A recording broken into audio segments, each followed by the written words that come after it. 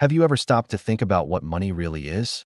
We spend our entire lives chasing it, worrying about it, and planning for it. But do we actually understand how it works?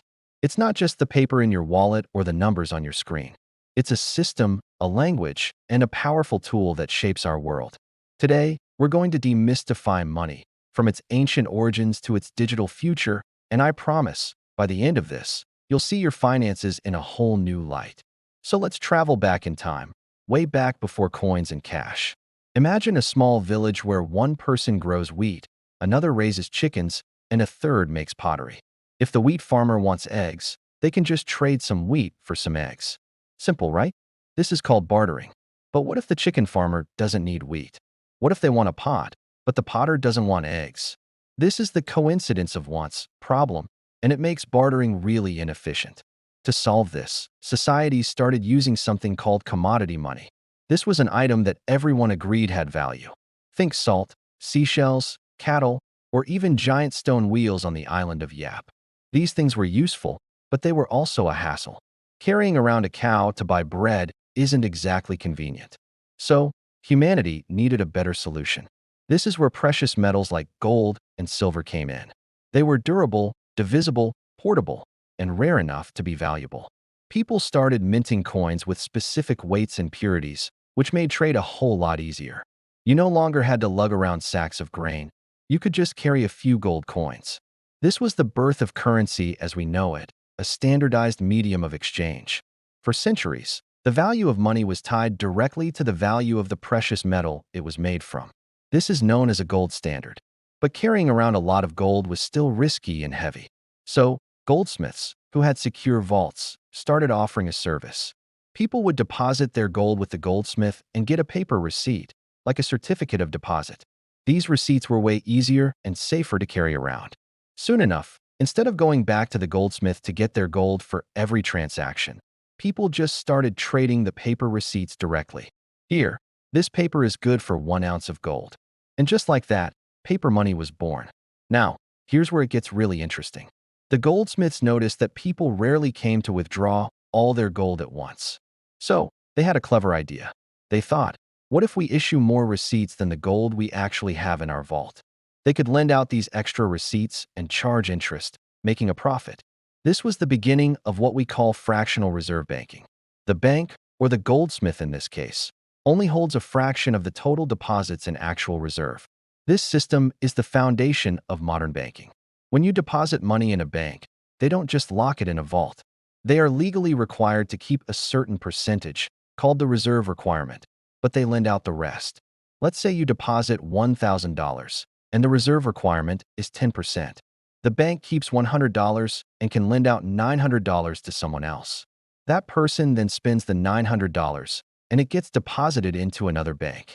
That second bank then keeps $90 and lends out $810. This process continues, creating new money out of thin air. It's not counterfeit. It's how our credit-based economy expands. Every loan creates a new deposit, and that new deposit allows for another loan. So, if money is just created like this, what gives it value? In the past, it was gold. But in 1971, the United States officially abandoned the gold standard. Since then, most of the world's currencies, including the US dollar, have become what's known as fiat currency. The word fiat is Latin for let it be done. Fiat money has value simply because the government declares it to be legal tender, and more importantly, because we, the people, all collectively agree to accept it as payment. Its value is based on trust in the government, trust in the economy, and trust in each other. This trust is managed by central banks, like the Federal Reserve in the US or the European Central Bank. These institutions have a massive job. They are responsible for maintaining the stability of the currency and the overall economy. They do this primarily by controlling the supply of money and setting interest rates. When the economy is slow, a central bank might print more money, not by literally running printing presses, but by electronically creating it to buy government bonds and other assets. This is called quantitative easing. It injects money into the financial system to encourage lending and spending.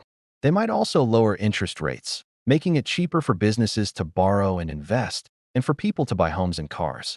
On the other hand, If the economy is overheating and prices are rising too fast, that's inflation. Inflation is basically when your money buys less than it used to. A little bit of inflation is considered healthy for an economy, as it encourages spending. But high inflation can be disastrous. To combat it, central banks do the opposite. They raise interest rates. This makes borrowing more expensive, which slows down spending and cools off the economy. They can also sell assets to pull money out of the system. It's a delicate balancing act, like trying to fly a kite in a hurricane. So, we've gone from bartering to gold coins, to paper backed by gold, to fiat money created by banks and managed by central governments. What's next? You've probably already guessed it: digital currency. We already live in a mostly digital world. Most of the money that exists today is just ones and zeros on computer servers.